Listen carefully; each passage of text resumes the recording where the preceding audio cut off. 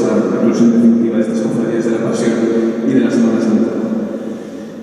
De eso también nos ha quedado ese maravilloso fósil que hay en Graus de la procesión del primer domingo de mes, que casi parece increíble que subsista. De hecho, desapareció durante muchos años y se volvió a recuperar en 1918 con la secuencia de la gran gripe, esa gripe europea o española, como se conoce, que diezmó además a la población en Graus. Sabéis que el Orfeo, por ejemplo, tenía un gran proyecto y tuvo que cancelarla porque gran parte de su elenco murió en esa gripe. Pues a partir de esa gripe se volvió a recuperar esa procesión. Luego también, además de lo religioso, el propio pueblo, sabéis, se ha dicho aquí, en la calle principal de Graus, el Barrechós, hasta entonces, aunque sigue conocido como Barrechós, pero pasó a llamarse calle de San Vicente Ferrer, el cementerio nuevo, la compañía eléctrica, muchas empresas, todo eso, la cooperativa agrícola, todo eso ha recogido su nombre como personaje histórico de referencia. Y también los nombres de las personas. En el siglo XV, en la Edad Media, los arausinos se llamaban Pedro, Juan, Domingo, Esteban, Miguel, Bernardo, pero no había ningún Vicente. En los siglos posteriores tampoco, 16, 17, 18, no aparecen. Alguno serán en los registros y los censos, pero muy poquitos. A mediados del siglo XIX, los arausinos se llamaban Antonio, Juan, Joaquín, igual que el resto de Aragón, no había porcentajes, pero uno de cada 5 hombres se llamaba Vicente. Entonces, eso es realmente significativo. Hay como una nueva eclosión también del culto, de la influencia de Vicente Ferrer en ese momento. De alguna Vicenta también aparece. Y luego hay una influencia también muy destacable, todos lo conocéis, y de hecho es ahora una de sus facetas principales en la fiesta de Graus. Estamos, desde luego, habituados a ver cómo la cofradía que se encarga del aparato tradicional, digamos, de las fiestas. A principios del siglo XX ya son ellos los que, desde el seno de la cofradía, se determinaba si se celebraban las fiestas, con qué programa, con qué presupuesto se iban a contratar los músicos, etc. Sin embargo, yendo un poquito atrás, a mediados del siglo XVIII, 1750, aparece el ayuntamiento como quien contrata a los mozos que bailaron, a los que llevaron los gigantes, pues tenéis ahí, y las orequillas, la estructura de los que se apoyaban, los que pagaban por los ramos para los gigantes, porque iba a buscar la que lo arenas, todo esto lo pagaba el ayuntamiento. Pero es que no solo se lo pagaba el ayuntamiento, sino que se pagaba para la procesión del Corpus. No se pagaba para la fiesta de septiembre, no existía evidentemente, eso tiene 200 años escasos, pero tampoco para las fiestas de Vicente Ferrer de abril, que era esa manera cuando se celebra, cuando tiene su fecha, digamos, su festividad religiosa el 5 de abril, sino que se pagaba todo esto para el Corpus. Entonces, esto es algo sobre lo que también vamos a volver a hablar. Como veis, hay mucho que estudiar todavía de las fiestas de Graus, y de hecho, estos son los elementos que la enriquecen, ese origen, ¿no?, tan mixto que tiene de elementos que vienen de un sitio y de otro. Hablando del Corpus, aquí tenéis una foto de los 50, creo que es de cómo se ganaba en esa ocasión el Corpus en la plaza. Ahora es, desde luego, mucho menos, pero tenía mucha importancia el Corpus en Graus. Si recordáis esa pantalla de los beneficios, os he dicho que leeréis un poco, intentaréis memorizar alguno de ellos. Aparecía uno dedicado al Corpus Christi. El Corpus tuvo en general en todo Aragón y en todo Occidente, tuvo muchísima importancia. La cofradía, que se dedicaba en realidad al culto del Corpus en Graus, era la destinada a la titulada de Santísimo Sacramento, que hemos leído al principio en la pantalla general de las cofradías. Se instituyó en San Miguel a mediados del siglo XVI. Y tenía dos peculiaridades principales en general, pero supongamos que también en Graus. Primero, que era cofradía de agricultores, por lo general, con lo cual pues, eso lo hacía muy popular, evidentemente, en tierra, en territorio agrícola, por así decirlo. Y es habitual en la documentación de Graus que aparezca como motivo de la caridad de las bandas testamentarias, cuando un debe morir hacía testamento y pedía misas por su alma. Y las pedía para ir a una parroquia, a otra, pero también aparecen muchas de esas bandas dedicadas a cofradías, y la del Santísimo recibe varias, lo cual da la idea de que era popular y muy querida, ¿no?, para la gente de aquel momento. Se encargaban misas, algún censo, de hecho hay uno con el Concejo de Torre que se establece con esta cofradía, esa cualidad que os he dicho antes de prestadores que tienen las cofradías.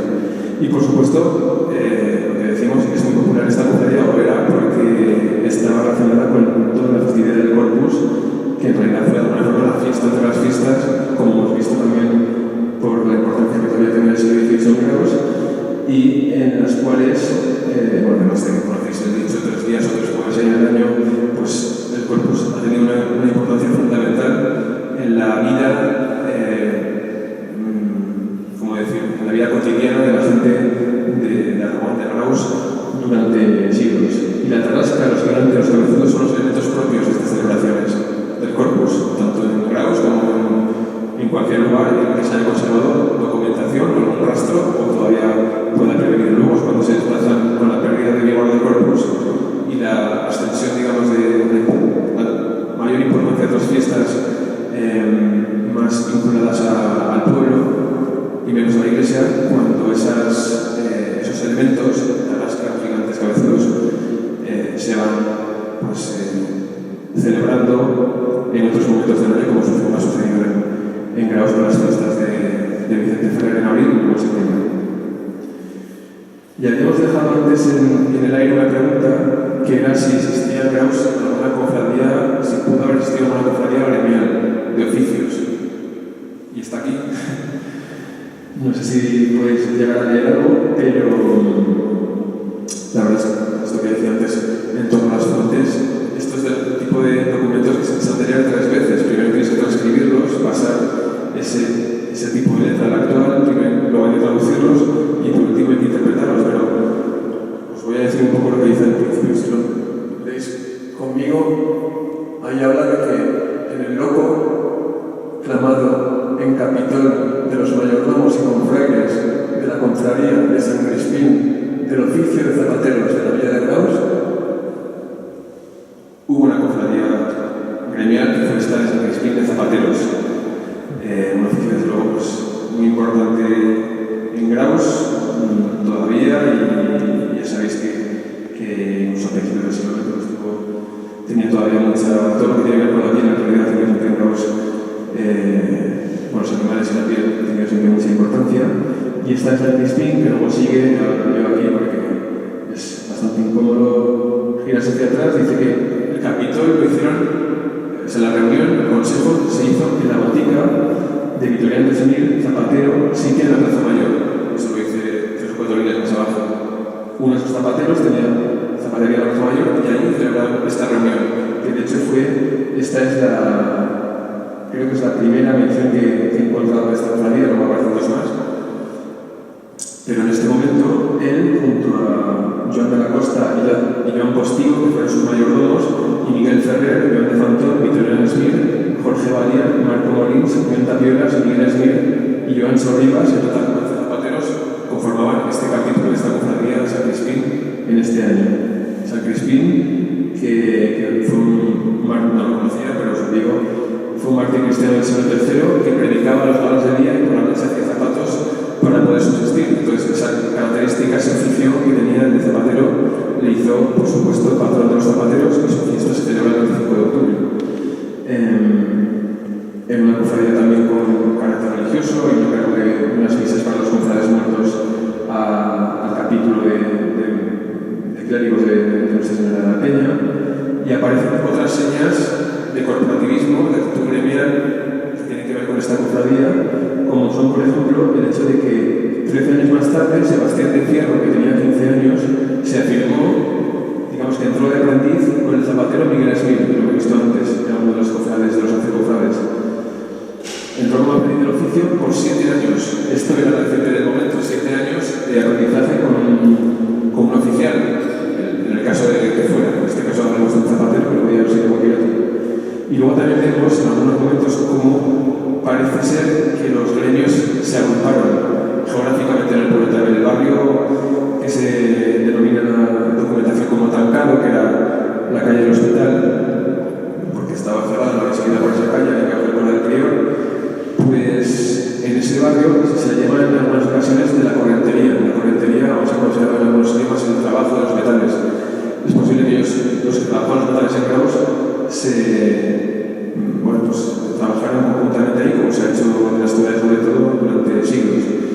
y que esta plaza y calle de estirados tenga que ver, se ha hablado mucho sobre eso, con los oficios de estirar la piel. Como hay muchos oficios que tienen que ver con la piel, porque se mataban animales, porque la carnicería siempre ha sido muy importante en Graus, y de los animales salen evidentemente pieles que tienen muchos usos. Uno de ellos era este de los zapateros. Luego sí que aparece más adelante una realización más profesional con la compañía de curtidos de Graus, pero esto ya es en el siglo XVIII. Valga ese vistazo para de San Crispino, hay mucho más que se puede decir. Y volvemos al momento de erección, digamos, de esas, del santuario de la Peña, tal y como lo vemos hoy. En el 543, tal y como está, sabéis, escrito en piedra en la propia entrada de la Peña, es cuando finalizan la primera parte de estas obras. Y en esa una erección del santuario desde Roma se autoriza también a la instalación de una cofradía. Esa cofradía aparece, la de Nuestra Señora, aparece en varios documentos, no muchos, pero va apareciendo, luego la verdad es que se pierde su rastro. Seguramente se creó con el objeto de ayudar en este momento de creación del santuario, de organización de muchos asuntos seguramente, y luego, pues en sentido práctico, pues también desaparecería. Pero en cualquier caso, esta segunda mitad del siglo XVI es muy interesante a nivel religioso y una especie de exaltación con la erección del santuario. Se está preparando la llegada de los dominicos. Hay estas 9 cofradías en activo a la vez en la segunda mitad del siglo XVI. Entonces, es una idea de cuál era ese momento. Ese convento de los padres predicadores, que parece que fue instaurado o fundado, sí, digamos, la jornada de puertas abiertas se hizo, porque esto imagino que fue una obra de años, se hizo en 1599, comenzó a tener una comunidad religiosa en 1599.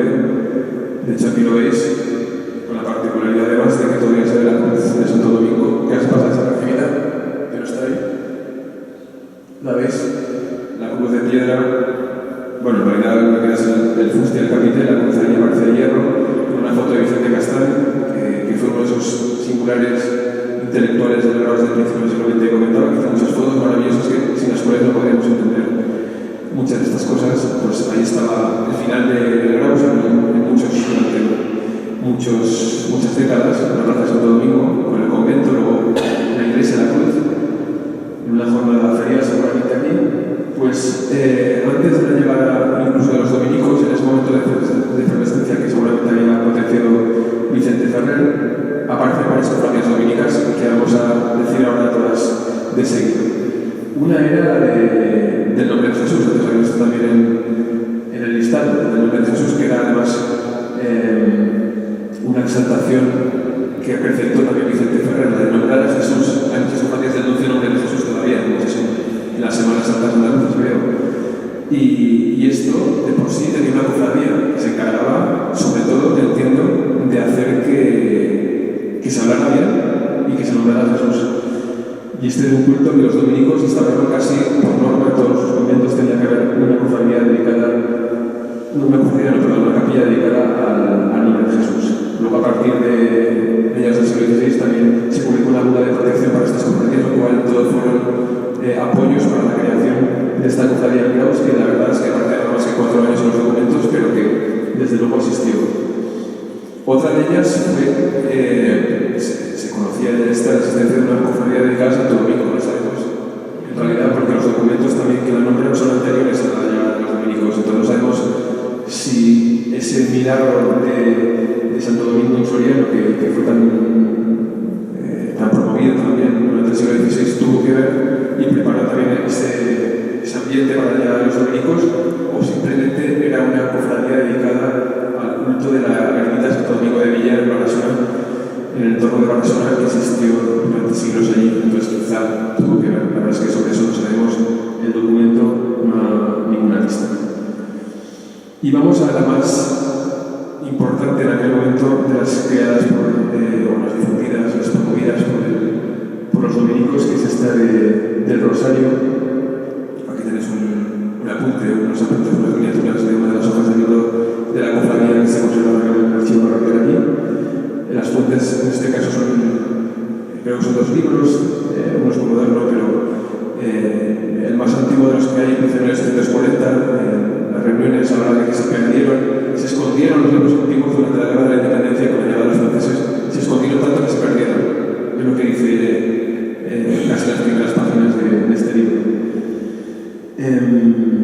y que estaba dedicada evidentemente a la celebración de la despierta del Rosario de la Aurora y también de la Virgen del Pilar. De hecho, todavía el Ribagorzano, hace 100 y pico años ahora, dice en un artículo: la antigua cofradía del Rosario celebraba la festividad de su patrona, que es la Virgen del Pilar, con rosarios matinales y procesiones muy concurridas.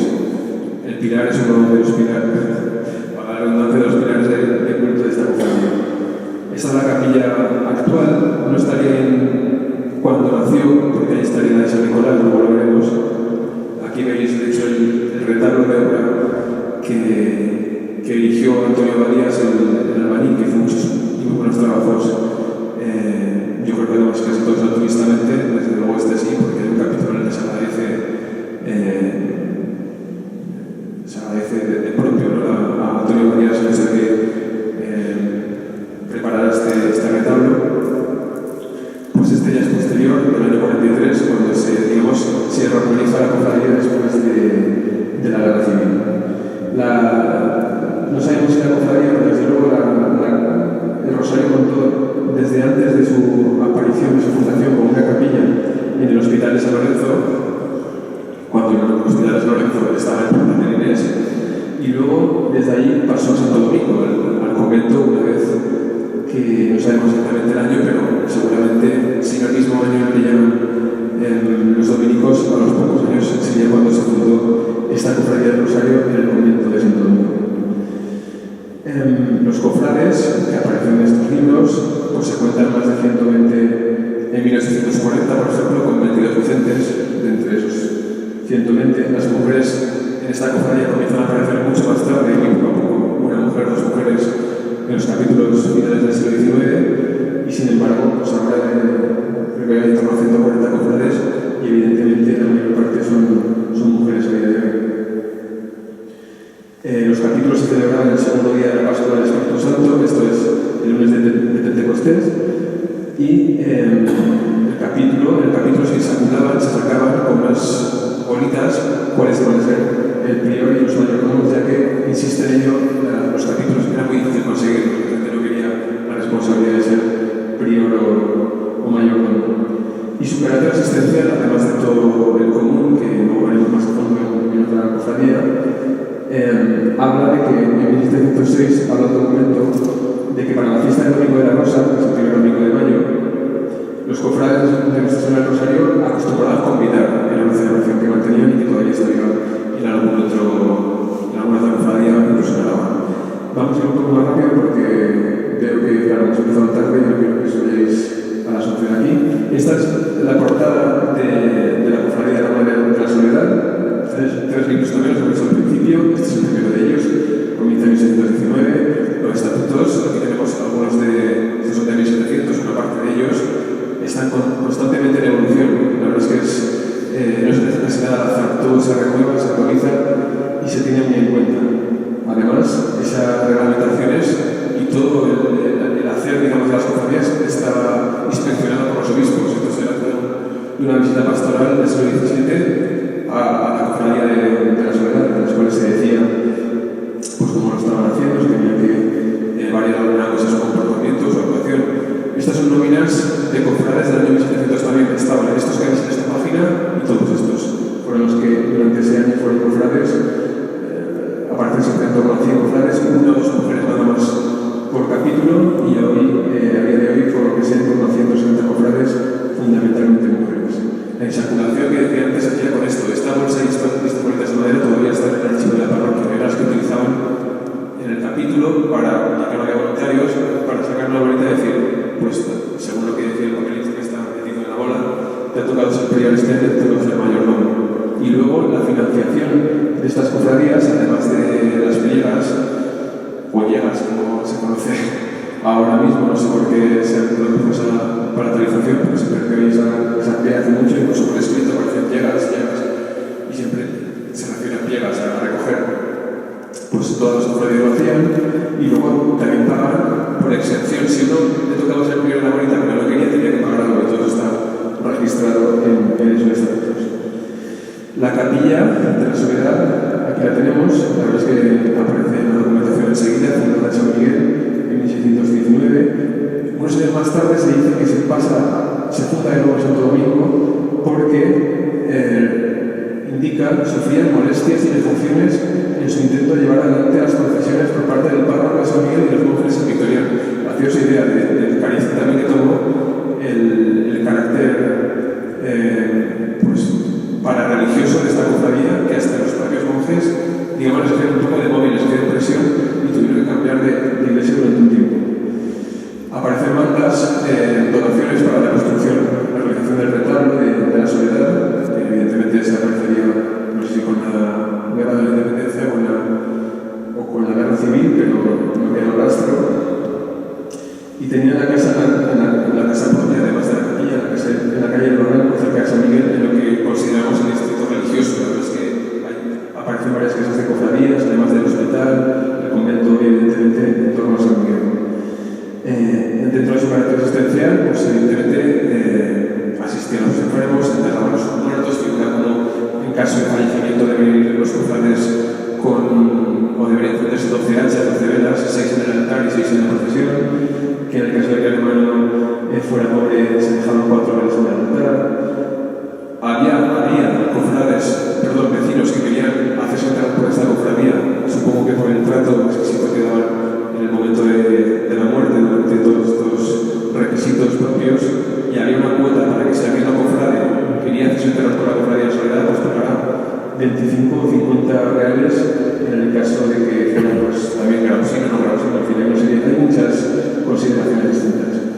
Y dentro del capítulo religioso de esta cofradía que subí del Sol, la fiesta del día de San Marcos, hacían misa el tercer domingo de cada mes, celebrar otras fiestas. Hay varias cosas, sobre todo una muy interesante que sí quería comentar, intentaré también hacerlo rápidamente. Las procesiones se hacían el Jueves Santo al principio, luego pasaron al Viernes Santo, se usaban evidentemente las hachas, las velas, los velones y faroles que estaban hechos con papel. De hecho, aparte incluso préstamos de faroles y de velas con la cofradía del Santo Cristo. No se mencionan procesiones en ningún momento el miércoles. Yo creo que ese del miércoles debe ser un eco de algo que vamos a comentar ahora. Y una curiosidad también es que, bueno, además de tener varios obispos, sobre todo el obispo Cornel, que fue un obispo muy severo en el siglo XVIII desde Barbastro, amonestaron varias veces a la cofradía porque eran impuntuales, faltaban hermanos, no respetaban las paradas con respecto a la cofradía y en la procesión del Viernes Santo. También hay otra particularidad que es que la cofradía dejaba 3 de los santos, la Verónica, el San Pedro y la Magdalena, a varios cofrades durante la noche anterior para que los custodiaran y los llevaran al día siguiente, viernes por la mañana, a la procesión. También hay altercados para este asunto porque se hacían mofas en algunos casos de esos santos, en fin, hay muchas, imaginaos son siglos de trayectoria de estas cofradías y muchas particularidades. Y es cuanto a la Magdalena, que decía uno de los santos, se desgrana en un momento dado, parece a principios del siglo XX como cofradía propia y luego vuelve a ser parte de la cofradía de la Soledad. Pero lo que os quería comentar lo más interesante es el hecho del abajamiento o desenclavo de la cruz como una especie de teatro paralitúrgico que celebraba esta cofradía en el Santuario de la Peña, y en el cual dice, desde ahí, entiendo desde el intrados del ábside, dice que, a ver si lo encuentro, de antiguo y de inmemorial observada y de los vestigios que demuestran los agujeros del pavimento de la iglesia de Nuestra Señora de la Peña, donde con el fin de asegurar y fixar el tablado de la barchofa que existe pendiente para celebrar y representar el acto sacramental del descendimiento de la cruz. No sé si alguno haya podido tener noticia de esto, pero es seguro porque parece durante muchos años, muchas cuentas, no se escribe el acto, y además de que era algo muy conocido, pero durante todo el siglo XVIII aparecen cuentas de cómo se hacía un acto similar a este. Este no es de parroquia, evidentemente, es de otra parroquia, pero esto que todavía existe en muchas localidades se hizo en Graus, el descendimiento de la cruz. De hecho, las cuentas, aquí tenéis, me imagino, el desenlace final de ese teatro dentro del santuario, el bajar al Cristo de su cruz y ponerlo frente a su madre. No hay descripciones, como digo, pero sí que hay muchas cuentas que hablan, por ejemplo, de la construcción de ese tablado de alojamiento, que se pinta, de cómo se pinta, las cortinas, las maderas, de los clavos para el Cristo, de cómo debía ser vestido el ángel, el ángel tafetán verde con franja, las cabelleras de San Juan y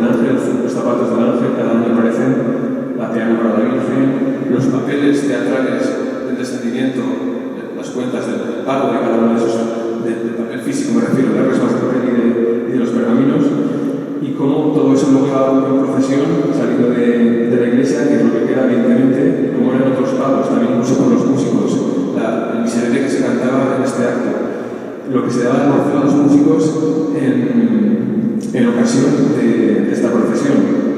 Habla de almuerzos de pan, pastillos, vino, y luego habla de huevos, miel, aguardiente y espinacas, que yo creo que es lo que hacían los castillos en aquel momento, sin azúcar y sin borraja, a lo mejor. Y luego hacemos hincapié en la garnacha.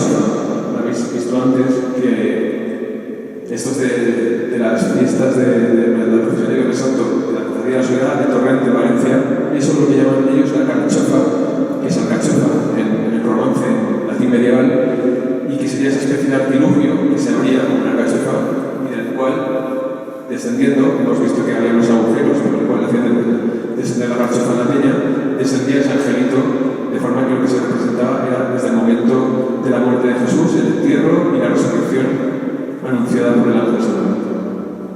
Bueno, pues todo esto causó desde luego en Graus gran revuelo. De hecho, en el siglo XX se han hecho recreaciones, ¿sabéis?, similares o parecidas y son muy vívidas, muy emocionantes. Imaginaos en este momento. De hecho, se prohibieron por el ayuntamiento durante varios años porque causaban tumultos. La gente, además, mujeres y hombres en la peña se ponían indistintamente, no respetaban cada uno a su lado y digamos que trascendía lo religioso. Se montaban semejantes, semejante movida, la verdad, que tuvieron que prohibirla, de forma que también lo que hizo la cofradía es prohibir, o sea, en el caso de recibir esa prohibición, no hacer el alojamiento, pero tampoco hacer la procesión y el pregón que solían hacer, de forma que al final hubo una cesión mutua, y lo que se hizo es que a partir de ese momento, estamos hablando de finales del siglo XVIII, los alojamientos se realizaban en el exterior de la iglesia cada 6 años, y no cada año como se estaban haciendo en el interior, de forma que era un evento que se hacía cada cierto tiempo y que aparece en la documentación hasta bien entrado el siglo XIX. Eso lo dejamos ahí. La verdad es que es un tema para seguir investigando y luego. La última de las dominicas, no hemos hablado todavía sigue viva, es esta evidentemente de San Pedro, con esta foto de una romería de Vicente Castán, del principio del siglo XX. Es un culto promovido con los dominicos, una cofradía dedicada a ello, al culto del santo, el 21 de abril. Aquí se hace el 1 de mayo ahora por cuestiones prácticas también. No sabemos cuándo se levanta, las primeras menciones de la cofradía son de mediados del siglo XVII, no sabemos tampoco cuándo se levanta la ermita ni por qué lo hace ahí. La verdad es que desde luego hubo algún motivo, algún pilar que existió, algún resto, algún recinto militar, algo que hacía ese lugar interesante o incluso pagano y que luego fuera cristianizado, pero algo hay en ese punto para que allí, precisamente allí se eligiera la ermita y se siga subiendo el romería, evidentemente. Está claro que esta de San Pedro, desde luego, ganó la batalla de las romerías y de las ermitas a otras que hubo en Graus, que hizo una foto con Antonio Baldomero Padre ahí en el centro, de donde estaba la ermita de Santa Bárbara. Esto todo el mundo lo sabe, estaba ahí hasta hace un poco ese edificio. Y esta de Santa Bárbara, la ermita de parecer nació en el siglo XVII, la cofradía, solo sale o solo va a encontrar una mención de finales de ese siglo, y es precisamente para ponerle punto final